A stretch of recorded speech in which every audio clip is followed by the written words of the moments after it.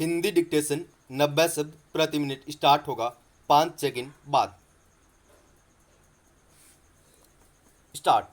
आपदा के वक्त अपेक्षा की जाती है कि लोग अपनी राजनीतिक आपदा, स्वार्थ, जाति, धर्म, वर्ग, वर्ण जैसे संकीर्ण दायरों से ऊपर उठकर एक दूसरे का सहयोग करें, विपत्ति से पार पाने के रास्ते तलाश करें। मगर राजनीतिक दलों को वह भी एक सियासी अवसर के रूप में नजर आता है, तो इसे विडंबना के सिवा और क्या कह सकते हैं।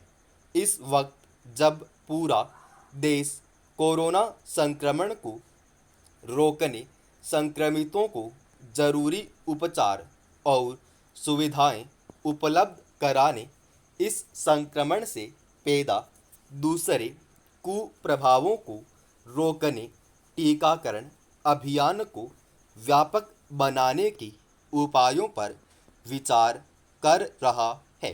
कुछ राजनीतिक दलों को इसमें दिखने वाली कमियों के बहाने सत्ता पक्ष पर हमला बोलने का अवसर मिल गया है। सत्ता में असंतुष्ट कुछ राजनेता भी इस बहाने अपनी खुन्नस निकालते देखे जा रहे हैं।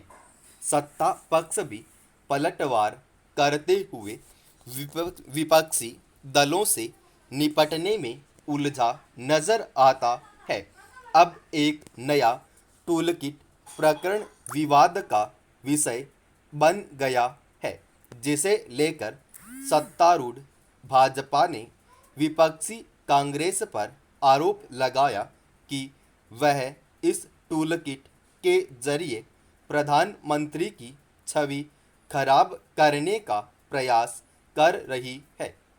इस पर कांग्रेस भी हमलावर हुई और उसने प्रकरण को भाजपा को ही कारस्तानी करार दिया। इसे लेकर दोनों गुत्थम गुत्था हैं। इस कोरोना समय में जब स्वास्थ्य सुविधाओं की कमी के कारण आम लोगों का हाल बेहाल है, तब राजनी स्वार्थों का एक टकराव एक तरह से असल मुद्दे से ध्यान भटकाने की कोशिश की कही जाएगी। केंद्र ने टीकाकरण उत्सव की घोषणा की तो गैर भाजपा शासित राज्यों ने टीके की कमी का मुद्दा उछाल दिया। इस पर कई दिन तक बहसें चलती रहीं, यहाँ तक कि टीके की कमी का पोस्टर छापकर दिल्ली के कुछ इलाकों में चस्पा कर दिया गया। फिर ऑक्सीजन की कमी को राजनीतिक रंग दे दिया गया। सत्ता पक्ष ने भी ऑक्सीजन उपलब्ध कराने वाले विपक्षी नेताओं और पोस्टर चिपकाने वालों के खिलाफ कार्रवाई करके बेवजह किरकिरी बटोरी। यह मामला कुछ शांत हुआ तो दिल्ली के मुख्यमंत्री ने कोरोना के सिंगापुर स्वरूप और बच्चों के खतरे की आशंका को लेकर ट्वीट करके केंद्र सरकार से टकराव का नया मुद्दा पैदा कर लिया। अब उस बयान से अंतर्राष्ट्रीय संबंधों में दरार का बायस बताया जा रहा है।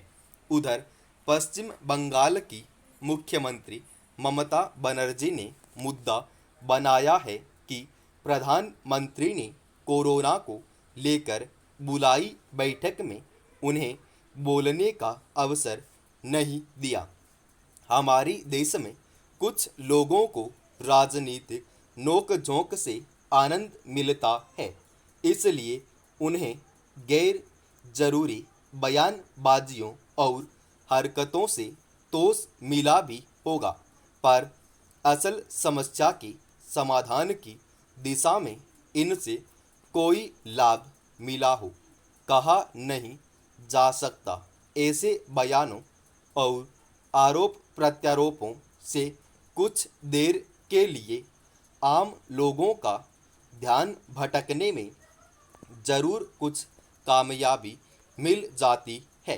तो क्या राजनीतिक दल अपनी जिम्मेदारियों से मुंह फेरने और नाकामियों पर पर्दा डालने के लिए ऐसा करते हैं?